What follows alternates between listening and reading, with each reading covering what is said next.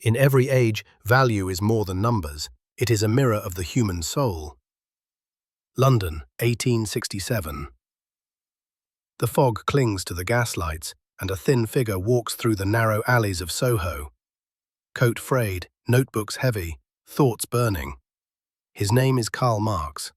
He is 50 years old, ill, indebted, and more convinced than ever that he has uncovered the architecture of the modern world. In his hands is a manuscript he has rewritten for more than 20 years. Its title, Das Kapital. The book begins not with kings or armies, but with a commodity. A simple object, a coat, a table, a loaf of bread. Marx calls it the cell form of capitalism, the smallest living unit of a vast organism. Within that humble object hides a mystery. Why does it have value? What gives a thing its price, and what does that price conceal? He distinguishes between two kinds of value: use value, the usefulness of a thing, and exchange value, the worth it carries in the market. The first answers a human need, the second a social rule. And between them, Marx found a tension that would define the modern age. For in capitalism, things are not made because they are needed. They are needed because they can be sold. The wealth of societies, Marx wrote, in which the capitalist mode of production prevails, appears as an immense accumulation of commodities. But what appears solid is not. Beneath the glitter of goods lies a strange inversion. People serve objects, and objects acquire power. He called this enchantment commodity fetishism, the belief that value lives in things, not in the labor that made them. It is, he said, the religion of modern life. Imagine a factory in Manchester. Bales of cotton arrive from colonies across the ocean. Machines hum, workers toil, cloth rolls out. In the market, the fabric gleams, priced and folded, detached from the calloused hands that shaped it. No one sees the voyage, the sweat, the sorrow. The object shines precisely because its origin is forgotten. Marx saw this forgetting as the moral trick of capitalism. It hides relationships of power beneath relationships of price. It turns inequality into efficiency and necessity into choice. It teaches us to mistake motion for progress and growth for good. Yet Das Kapital is not a cry of rage, it is a work of precision. Every page dissects the mechanism by which profit multiplies. He shows how surplus value, the unpaid labor of workers, transforms into capital, how that capital reinvests, and how competition forces every firm to innovate or die. The result, paradoxically, is progress born from pressure, abundance born from anxiety. All that is solid melts into air, he wrote elsewhere. All that is holy is profaned. Capitalism for Marx was both the greatest engine of human creativity and the most unstable. It dissolved traditions, conquered poverty for some, and created dependence for many. It was a system that could not rest, a revolution disguised as routine. He admired its power even as he condemned its soul. It has accomplished wonders, he admitted, more massive and colossal than any Egyptian pyramids. But he added, it has also drowned the most heavenly ecstasies of religious fervor in the icy water of egotistical calculation. To Marx, capitalism was not evil, it was amoral, a force of pure momentum that rewarded whatever worked. He compared it to a sorcerer's apprentice who conjures forces he can no longer control. Each innovation births new wealth and new crises. Booms follow busts as day follows night. Speculation inflates, credit collapses, and governments scramble to save the system from itself.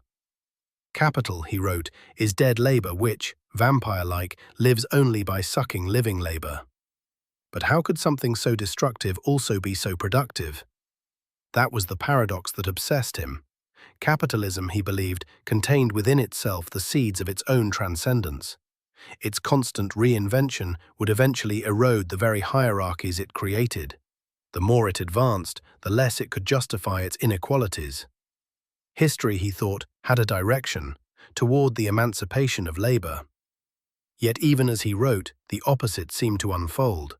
Industrial wealth grew, but so did slums. Knowledge expanded, but purpose shrank. The engine of progress accelerated, yet the passengers grew weary.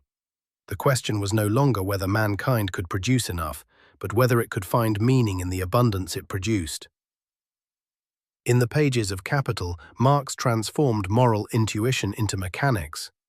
He showed that economic laws were not neutral, but moral architectures. They shaped what kind of people a society rewarded and what kind it broke. When the profit motive dominates, compassion becomes a luxury, and time becomes a raw material. Every hour has a price, every price a judgment. He did not hate wealth. He hated worship. He despised the idea that money could measure virtue. To him, markets were tools that had claimed the throne of morality. They could coordinate effort, yes, but not define worth. And in a world that equated price with value, he feared that even the soul would go to auction. Yet Marx was not blind to the genius of his adversary. He saw in capitalism a restless intelligence, a system that could devour crisis and turn it into fuel. It was dynamic, adaptable, seductive, and that, he warned, made it immortal in spirit, if not in form. The problem was not that capitalism created wealth, but that it made wealth the measure of man. The more he studied it, the more he realized that reform was not enough. The machine would always find new gears. To change its outcomes, one had to change its purpose. He imagined a future where production served life, not accumulation, where technology liberated instead of replaced. It was not utopia he sought, but reconciliation. Between work and worth, labor and leisure, man and his own creation. The realm of freedom, he wrote, begins only where labor determined by necessity ends. That sentence would echo far beyond his century. It suggested that progress should not be measured by what we produce, but by what we can afford to stop producing.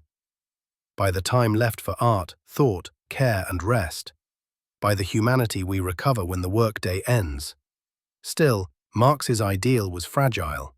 He underestimated how adaptable desire could be, how quickly abundance becomes expectation, and expectation becomes hunger again. Even freedom, once achieved, breeds new ambitions. The system he condemned endured not only because of greed, but because it satisfied needs he did not foresee. Purpose, momentum, belonging. For in the marketplace, people found not only goods, but recognition. To buy was to choose, to sell, to prove one's place in the world. Commerce became communication, a way of saying, I exist. Capitalism's true power was not in its profits, but in its poetry. It turned self-interest into story. And perhaps that is why the world never left it behind. Every attempt to replace it produced its own form of alienation. The state became a new master, bureaucracy a new market. In trying to abolish the old gods, revolutions often built new idols. Marx's tragedy was that his critique became a scripture. His diagnosis mistaken for destiny. Yet in quieter moments, the truth of his work remains. The paradox endures, progress that enriches but empties, creation that liberates yet enslaves, wealth that expands but never satisfies.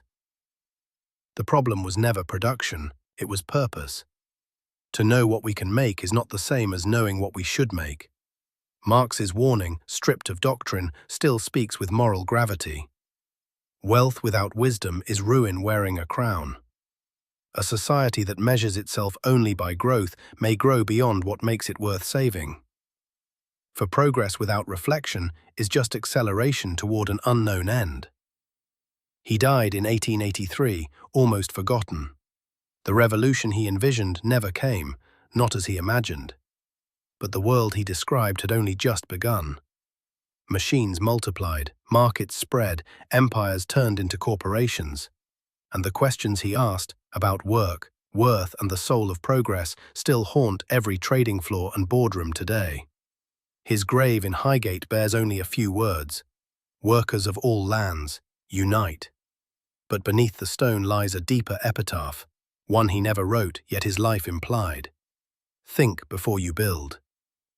This is Masters of Value, the echo of ideas that built our world. Next time, we reach the final chapter. Echoes of a dangerous idea, how Marx's words outlived his intent, how revolutions wore his name, and how the search for equality became the struggle for freedom itself. When an idea crosses from philosophy into power, who controls whom, the thinkers or the believers?